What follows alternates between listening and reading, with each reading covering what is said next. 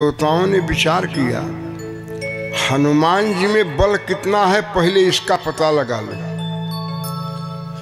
तो कहा हनुमान जी में तो इतना बल है कि पूछो मत, लेकिन रावण के बल का अंदाज करो, रावण में कितना बल है। लोगों ने कहा रावण के बल में कि चलत दशानन डोलत अवनी, गर्जत गर्भ श्रवहि सुर रमणी, जासु चलत डालती मी धरणी, चढ़त मत गज जिमि लघु तरणी। काल के कराल गाल को न समझने वाला महाकाल का शिष्य, विशाल बलशाली लंकाधिपत, वेदों का प्रथम भाष्यकार, ब्रह्मांड विजयी, जब भारत रत्न गर्भा के ऊपर पांव रख देता था तो धरती की वह हालत होती थी कि जैसे छोटी सी नैया पर यदि हाथी चढ़ जाए, नाव डगमग करने लगती है। जो रावण आवेश में पांव रखता है तो धरती डगमगाने लगती है। उसके पैर में इतनी ताकत है, हनुमान जी के पैर में है। एक भक्त ने कहा उतना ताकत नहीं है, लेकिन हाँ 10 गुना ज्यादा जरूर है। कहा हनुमान जी के पैर में रावण से 10 गुना ताकत, बोले वो तो ज्यादा ही है, हमने तो कम ही बताया है। कहा कैसे? कहा जिस रावण के चलने से वसुंधरा कांपती है, ब्रह्मांड में हाहाकार मचता है, लेकिन क्या एक पत्थर का टुकड़ा भी रावण के पैर से दबकर जमीन में धंसा? नहीं ना। लेकिन हनुमान जी कि जेहि गिरि चरण देहि हनुमंता, सो चली गयऊ पताल तुरंता। जेहि नाम पर्वत पर जो हनुमान जी महाराज ने पांव रखा है, तो आज की गिनती के हिसाब से वह पत्थर 370 किलोमीटर जमीन के अंदर पहाड़ धंस गया। ये हनुमान जी के पैर की ताकत। रावण एक सेकंड नहीं खड़ा होगा। बात तो सही है, हाँ मान लिया। कहा पर एक बात और, रावण के भुजा में कितनी ताकत है ये भी अंदाज कर लिया जाए। तो कहा रावण के भुजा में इतनी ताकत है कि सुन 60 सोई रावण बलशीला, हरिगिरि जानु जास भुज लीला। रावण कहता है हमारे भुजा की ताकत को भगवान शिव का कैलाश जानता है। उसमें कैलाश पर नंदी के साथ भगवान शिव विराजमान थे। जब मैंने कैलाश उठाया था, ये मेरी भुजा है। क्या इतनी ताकत हनुमान जी के बाहों में है? तो भक्त ने कहा उतना तो नहीं है भाई, हाँ 50 गुना ज्यादा है, इसका प्रमाण है। 50 गुना? 50 गुना? कहा जी हाँ। का कैसे? कहा रावण कैलाश पर्वत को उठाता है, सत्य है, लेकिन हनुमान जी एक हाथ में 2-2 पहाड़ लिए थे। नीलाचल और द्रोणाचल पहाड़ लेकर के हनुमान जी अंतरिक्ष में उड़ रहे थे कि गहि गिरि निशि नभ धावत भयऊ, अवधपुरी ऊपर कपी गयऊ। रावण क्या शिव के कैलाश को लेकर एक कदम आगे बढ़ा? एक भी कदम रावण आगे नहीं बढ़ पाया, खाली लिया। लेकिन हनुमान अपने बाएं हाथ में 2-2 पहाड़, नीलाचल पहाड़ और द्रोणगिरि लेकर के लक्ष्मण को जीवित करने के लिए संजीवनी बट्टी के साथ में अंतरिक्ष के 7वें मार्ग से हनुमान जी आ रहे थे, उत्तरांचल से दक्षिणांचल की ओर, क्योंकि लक्ष्मण को शक्ति लग चुकी थी। लेकर चले आए तो रावण का भक्त मौन हो गया। कहा लेकिन एक बात और है, रावण महाराज जब गरजते हैं तो गर्भवती स्त्रियों का गर्भ गिर जाता है। कहाँ कि चलत दशानन डोलत अवनी, गर्जत गर्भ श्रवही सुर रवनी। जिसमें रावण गर्जता है तो देवांगनाओं का गर्भपात हो जाता है। क्या वो ताकत है? हनुमान जी के भक्त ने कहा उतना तो ताकत भाई इसमें तो नहीं है, लेकिन हाँ 100 गुना ज्यादा ताकत है हनुमान जी में। का वह कैसे? का देखो, हनुमान जी जब लंका से चलने लगे तो कहा सब काम तो कर दिया, एक काम असली तो मैंने छोड़ ही दिया। अच्छा चलो अब चलते चलाते पूरा कर देता हूं। तो चलत महाधुनि गर्जसी भारी, गर्भ स्रवही सुनी निशिचर नारी। लंका से रावण गर्जता था तो देवांगनाओं का गर्भपात होता था, लेकिन वहीं रहने वाली लंका में निश्चरियों का कोई बाल बांका नहीं होता था। वहीं रहती थी राक्षसी, उनका गर्भपात नहीं हुआ, गर्भपात होता था देवलोक में देवांगनाओं का। लेकिन जब हनुमान जी ने गर्जना की तो लंका की जितनी भी गर्भवती स्त्रियां थी, वो गर्भ चाहे 1 महीने का हो, चाहे 1 दिन का हो, चाहे 9 महीने का हो, एक भी गर्भ किसी का बचा नहीं। ऐसा नहीं बचा कि इस गर्जना के बाद धरती पर आज 9,36,000 वर्ष हुआ राक्षस पैदा ही नहीं हुए आज तक। वो गर्जना हनुमान जी की थी। कहा वे क्या नालायक पैदा हो जाएंगे। बच्चों से लंका को सुना कर दिया हनुमान जी ने। इतना ही नहीं, इनके गर्जने का दूसरा रास्ता देखिए। पहली बार गर्जा तब तो ये घटना हुई कि लंका की गर्भवती स्त्रियों का गर्भ गिर पड़ा। और जब हनुमान जी चले गए, जैसे परमाणु जब गिरता है तो उस बार तो लाखों जान ले ही लेता है, लेकिन 2-4 महीने के बाद ऑटोमेटिक रिएक्शन दूसरा होता है रेडिएशन में। तो हनुमान जी तो कर करा के चले, गर्भवती स्त्रियों का गर्भ गिर पड़ा, सब ठीक है। लेकिन 15 दिन के बाद इतना भीषण रिएक्शन किया गर्जना हनुमान जी का कि मंदोदरी रावण का हाथ पकड़ के कहती है, करगहि भवन पति निज आनी। ऐसा कम देखने को मिलता है कि पत्नी अपने पति का कलाई पकड़ के घर में खींच रही हो। लेकिन आज मंदोदरी ने कहा, अरे अंदर आइए सुनिए। कहा हुआ क्या? कहा तब सो सत्यानाश नहीं हुआ। उस बंदर के जाने के बाद गर्जने का असर अब शुरू हुआ है। कहा अब क्या हुआ? कहा उस समय निश्चरियों का गर्भपात हो गया, वो तो सत्य है, लेकिन जो हमारी बेटियां अपने ससुराल में थी उनका कुछ नहीं हुआ।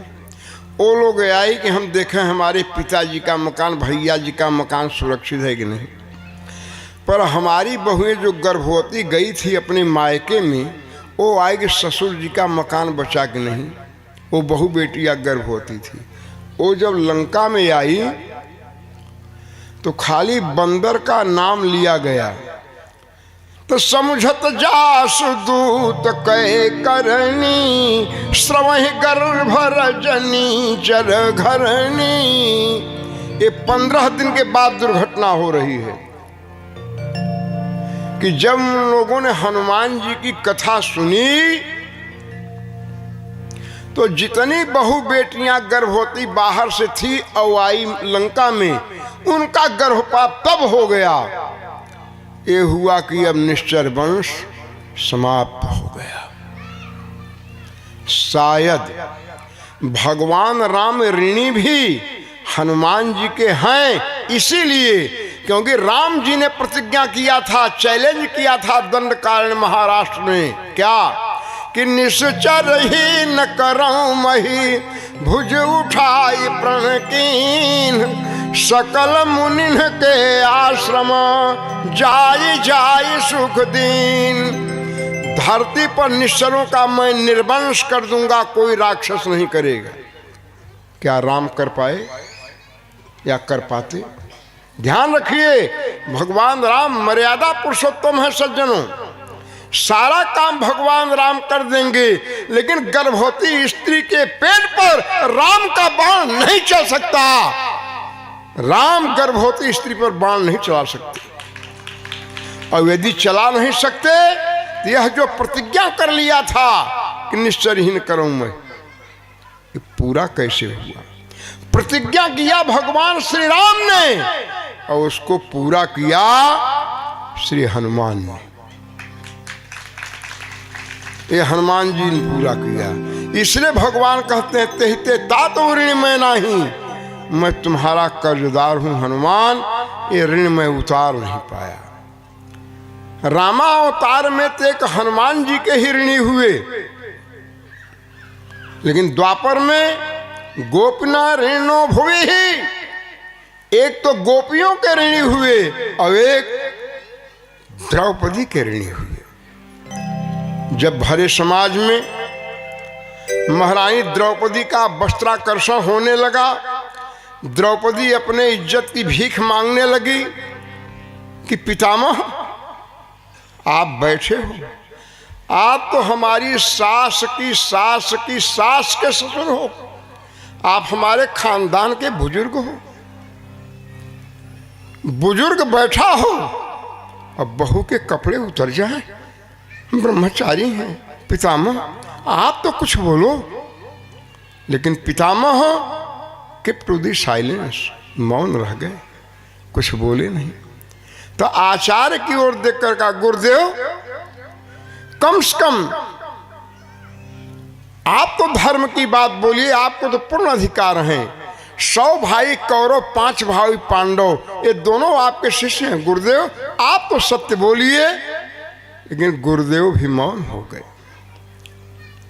तो अर्जुन की ओर देखकर कहा, धनंजय उस दिन को याद कर जब मेरे पिताजी ने मेरा स्वयंवर पंजाब में किया था और तुमने मछली के नेत्र में वेधन किया था, तो हमने तुम्हारे गले में जयमाल पहनाया और तुमने हमारी मांग सिंदूर से सजा दी। इसके बाद सोने का रथ गया और सोने के रथ में बैठाकर रेशमी साड़ी की चादर में हमारी डोली पंजाब से दिल्ली आई थी। तो तुम्हारी वह पंजाब की दुल्हन दिल्ली के चौक मार्केट में नंगी हो रही है। धिक्कार है तुम्हारे गांडीव को, बचाओ। अरे जवानों जोर से बोलो, करो मुंह बंद बिल्ली का, लगा दो आग पानी में, हिला दो तख्त दिल्ली का। आप मौजूद हैं, हमारे वस्त्रों खींचा जा रहा है। अर्जुन भी नहीं बोले। तब द्रौपदी कहती है, भैया कन्हैया भी हैं, भैया के रहते मर्यादा नहीं जाएगी। पुकार कृष्ण की किया, भो कृष्णाच्युत भो कृपालय हरे भो पांडवा नाम सखे। जब भगवान का पुकार किया है तो भगवान आकर प्रकट हो गए। इतना अडिग विश्वास। शास्त्रों में 2 ही प्रमाण मिलता है नंगे पांव का। या तो गजेंद्र ने पुकारा था तब भगवान नंगे पांव गए थे, और या तो द्रौपदी ने पुकारा था तब भगवान नंगे पांव गए थे।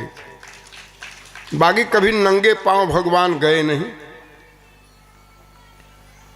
सज्जनों कि मुझ परिझै न जो भक्तवत्सल प्रभु, तो सत्य है साधना में कमी रह गई। कैसे कह दूं कि प्रभु की कृपा में कमी, खुद मेरी वंदना में कमी रह गई। भगवान के शब्दकोश में तो कम शब्द ही नहीं है। हमारी पूजा में कमी है, हमारी आराधना में कमी है, भगवान के यहाँ कोई कमी नहीं है। ऐ हृदय मान ले, वे ही करुणेश हैं, नग्न पद से जो धाए थे गजया पे। गजेंद्र ने पुकारा, भगवान नंगे पांव चले आए। द्रौपदी ने पुकारा, भगवान नंगे पांव चले आए। लेकिन मेरी विनती सुनी अनसुनी हो गई, तो कहीं प्रार्थना में कमी रह गई। कैसे कह दूं कि प्रभु की कृपा में कमी, खुद मेरी प्रार्थना में कमी रह गई। गजेंद्र के पुकार पर भगवान आए, द्रौपदी के पुकार पर भगवान आए। लेकिन लगता है हमारी पुकार ही सही नहीं हुई, और सही पुकार हुई होती तो कन्हैया आ गए होते। कहते हैं ऐसी सरकार की मूर्ति है, काम शतकोटि जिन पे निछावर हुआ। खींच पाया तेरा चित्र कोई नहीं, तो सुख विकल्पना में कमी रह गई। गए भगवान का दर्शन करने के लिए भगवती चामुंडा के मंदिर में।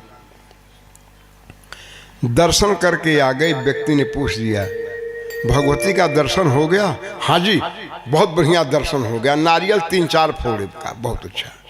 भगवती ने आज साड़ी कौन पहना है? बोले ये तो ध्यान नहीं दिया। तो बोले चूल्हे की राख गए थे देखने। जब तुम्हें यही नहीं पता है कि भगवती के चरणों का श्रृंगार कैसा है, भगवती की साड़ी कैसी है, भगवती के पंचपात्र कैसे हैं, तो क्या दर्शन किया?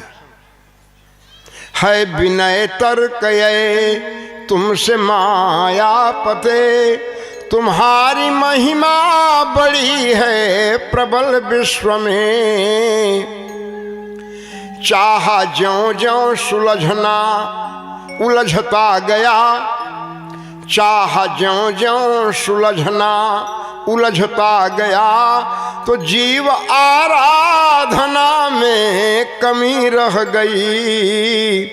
कैसे कह दूं कि प्रभु की कृपा में कमी, खुद मेरी वंदना में कमी रह गई।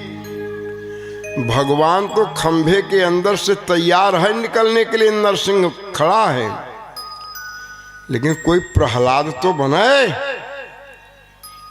कोई प्रहलाद यदि बनने के लिए तैयार है तो नरसिंह खंभा फाड़ कर निकलने के लिए तैयार है।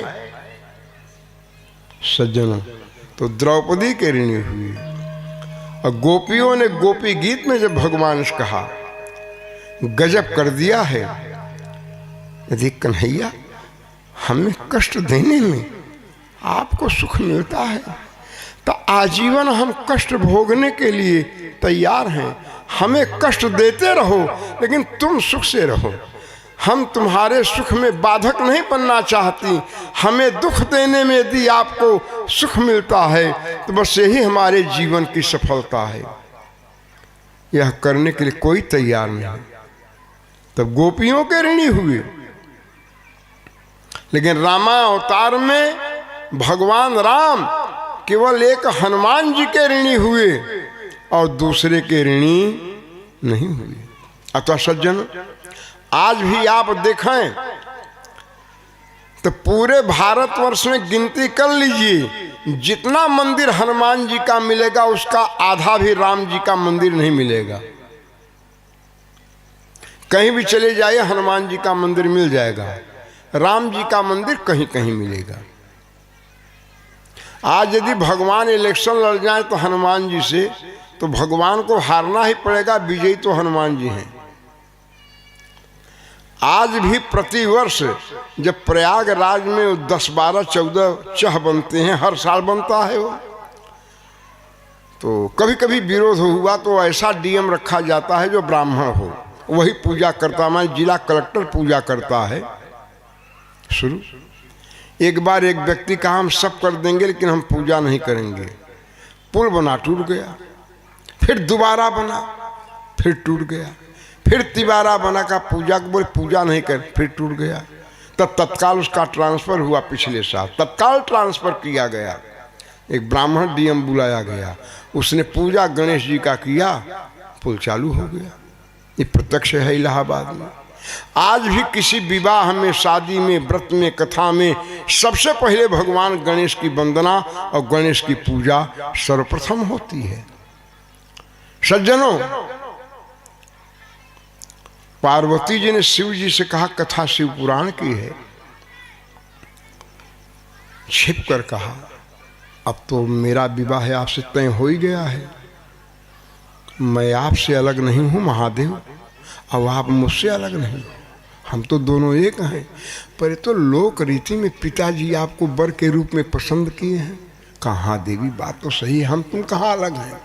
तो पार्वती जी ने कहा पिछली बार जब सती के रूप में थी तो मैं जल करके मर गई और आप साधु हो के घूमते रहे। क्यों? एक तो मेरे अहंकारी बाप ने गणेश जी को महत्व नहीं दिया और आपने गणेश पूजन नहीं किया। कम से कम महादेव इस बार ध्यान रखना कि गणेश और नवग्रह के पूजा के बाद में हमारे मांग में सिंदूर भरिएगा। एक कथा शिव पुराण की है, रामचरितमानस और भागवत में कथा नहीं मिलेगी। तो क्या हुआ कि मुनि अनुशासन गणपति पूजऊ शंभु भवान, को सुन संशय करे जन सूर्य नाद जी अजान। तो सती से विवाह हुआ तो गणेश का पूजन नहीं हुआ, लेकिन जब पार्वती से विवाह हुआ तो गणेश पूजन हुआ। एक कथा शिव पुराण की है। वहाँ पर हनुमान जी महाराज, बधवा हनुमान जी बड़े प्रत्यक्ष हैं। हर साल 3-4 महीना पानी में डूबे रहते हैं।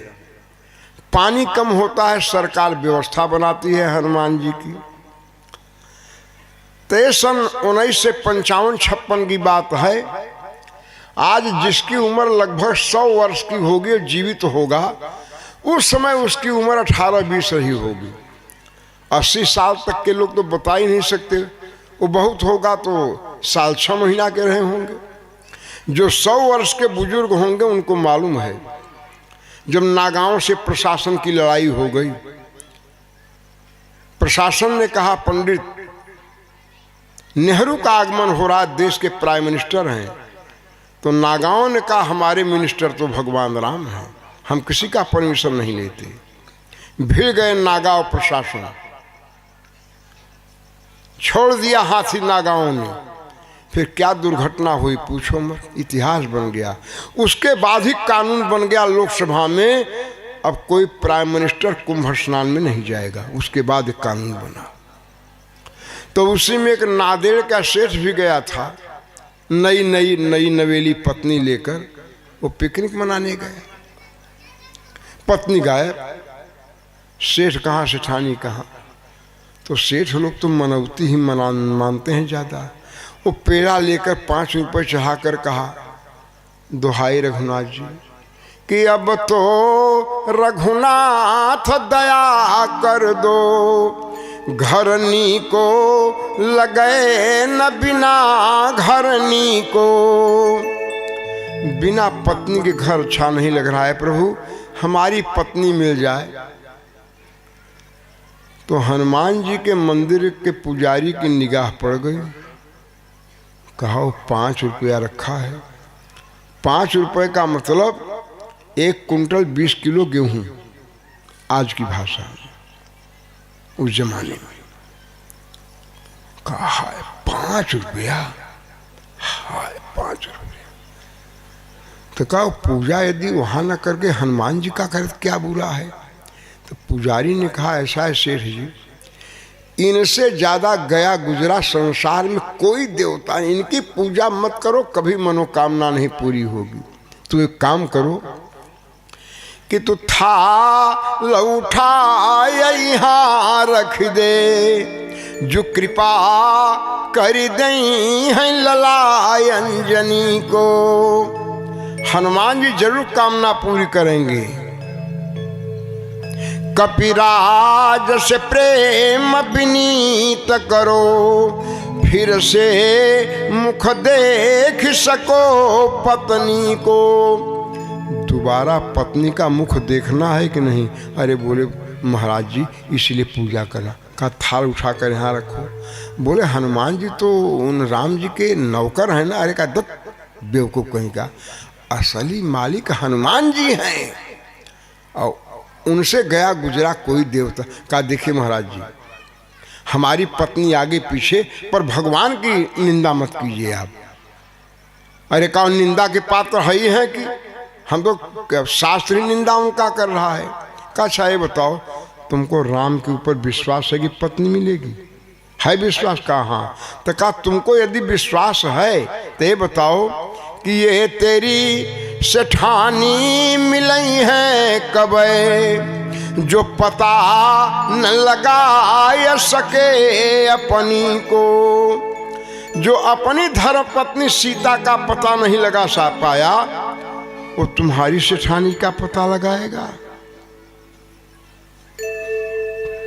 कि बनी थी बंदनी सीता, समर में शेष सोए थे। बनी थी बंदिनी सीता, समर में शेष सोए थे। इन्हीं हनुमान से राघव हमारे राम रोए थे। बड़ा वह खोजने वाला त्रिलोकी को हिला देगा। मिलाई राम की जिसने वही तेरी मिला देगा। सीता जी तो आउट ऑफ इंडिया हो चुकी थी, तब ते लगे जंगल जंगल रोने। रे वृक्षा पर्वतस्था गिरिगहनलता वायुना विद्यमाना, रामो हम व्याकुलात्मा दशरथतनयः। शोक सुग्रहेण दग्धः बिंबोष्ठी चारुनेत्री सुविपुल जघना। बद्धनागेन्द्र कांची हा सीता केन नीता, मम हृदय गता को भवान केन दृष्ट। इसका अर्थ है कि हे खग मृग हे मधुकर श्रेणी, तुम देखी सीता मृग नैनी। खलजल सुख कपोत मृग मीना, मधुप निकर को किला प्रवीणा। जंगलों से पहाड़ों से वृक्षों से सरकार रोने लगे और अंत में पत्नी का पता नहीं पता। जब किष्किंधा में हनुमान जी कहे हैं मेरी पत्नी गायब हो गई, तो Hanuman ji on the spot सुनते ही लंका पहुंचे और राम से सीता का मिलन करा दिया। तब बड़ा वह खोजने वाला त्रिलोकी को हिला देगा। मिलाई राम की जिसने वही तेरी मिला देगा।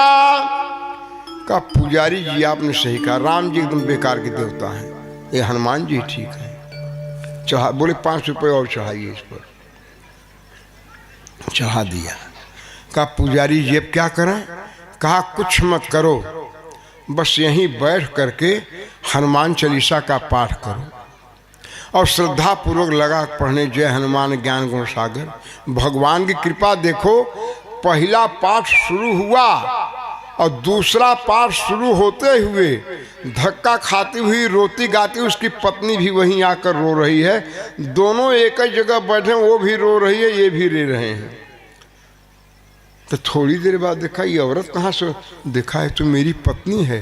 तो उसने देखा अरे तो मेरे पति। ये प्रत्यक्ष घटना है कलयुग की, सन 1955 की, जब महाकुंभ लगा था प्रयागराज में और मिल गए। तो हनुमान जी महाराज एक, और शास्त्रों में वर्णन आता है भगवती दुर्गा, ये 2 प्रत्यक्ष देवता हैं। बाकी देवता फल तो देंगे, कब देंगे कोई ठिकाना नहीं है, लेकिन सद्य माने तुरंत फल चाहिए। या तो भगवती महामाया दुर्गा की उपासना हो या तो श्री हनुमान जी की उपासना हो, वो सद्य फल माने तत्काल फल देता है। वो हनुमान जी महाराज हैं, जिनके पावन चरित्र को मैं आपके समक्ष प्रस्तुत कर रहा हूं। तो गर्जने के मामले में भी रावण से हनुमान जी 100 गुना आगे हैं। उसका गर्जना उसी समय काम किया, बाद में नहीं, लेकिन हनुमान जी गर्जना उस समय तो काम किया, 15 दिन के बाद और भीषण रिएक्शन कर गया, जो अच्छी बची थी खत्म हो गई। और सबसे बड़ी बात, हनुमान जी के गर्जना के बाद फिर त्रेता से आज तक राक्षस नहीं पैदा हुआ। सृष्टि का रिकॉर्ड बना दिया हनुमान जी ने, कहा आप क्या राक्षस पैदा होंगे। देखने का सब तो ठीक है, पर एक बात और है। का क्या कहा, रावण के हृदय में सीता बैठी हुई है कि यही के हृदय बसती वैदेही। रावण महाराज के हृदय में महारानी सीता बैठी हुई है। कहा रावण के हृदय में सीता जी बैठी हुई हैं, ये सत्य हैं, लेकिन हनुमान जी कि जासु हृदय आगार बसहि राम सर चाप धर बंदौ पवन कुमार खलबन पावक ज्ञान घना।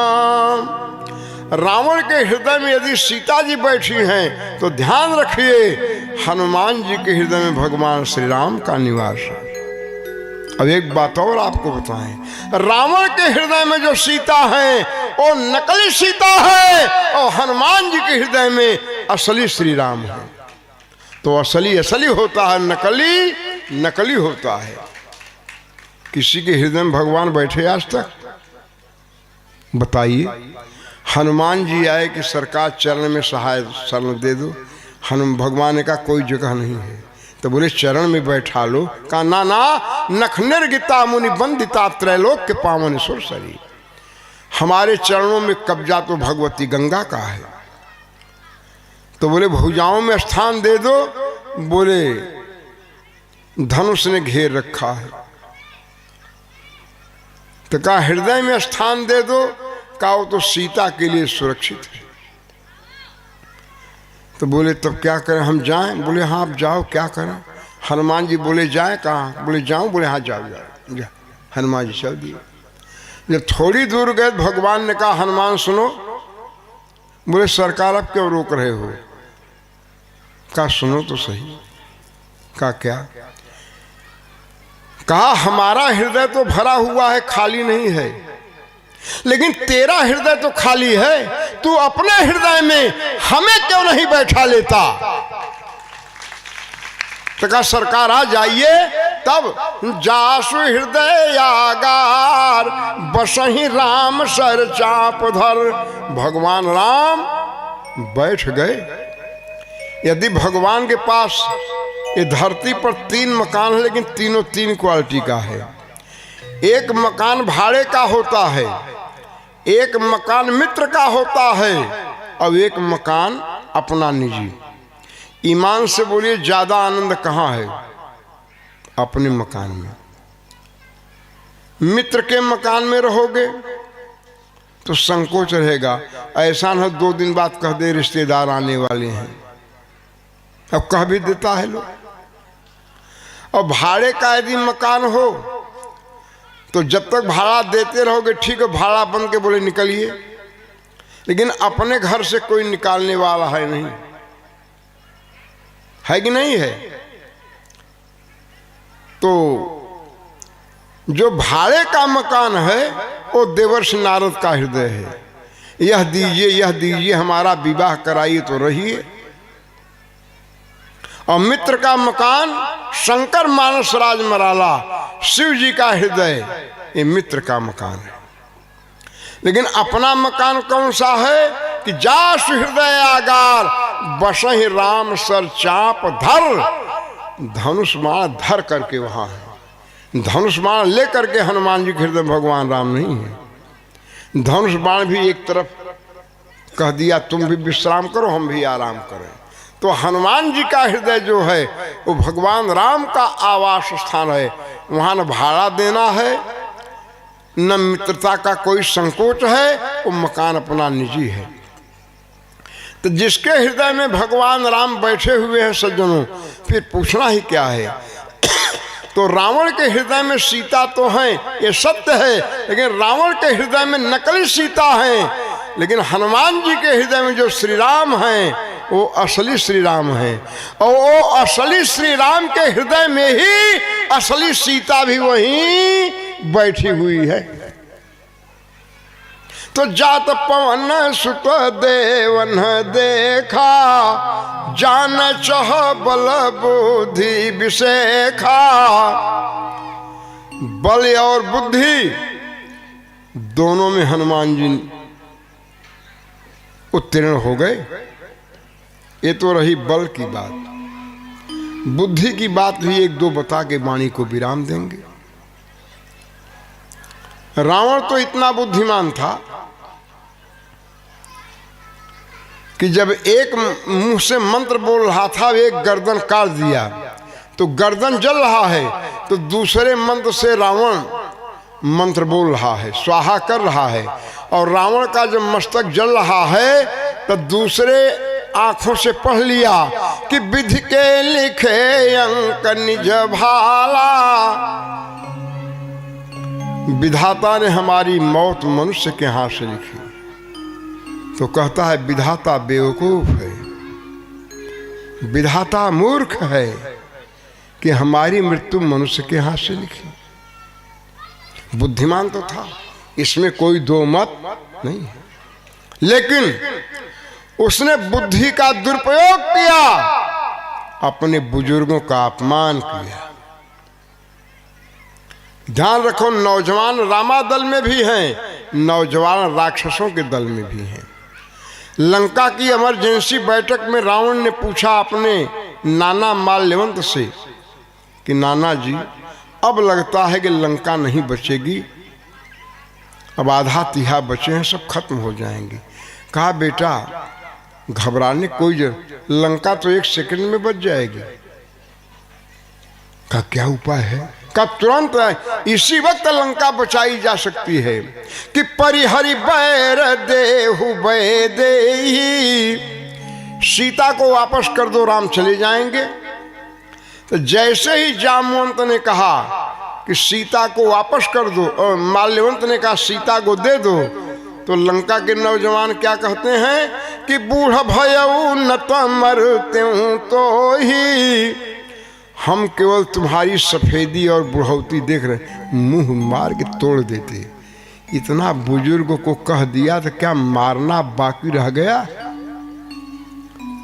तो लंका का बुद्धिमान बुजुर्ग यदि बोलता है तो लंका के नौजवान बुजुर्गों का अपमान करते हैं, धर्म का अपमान करते हैं।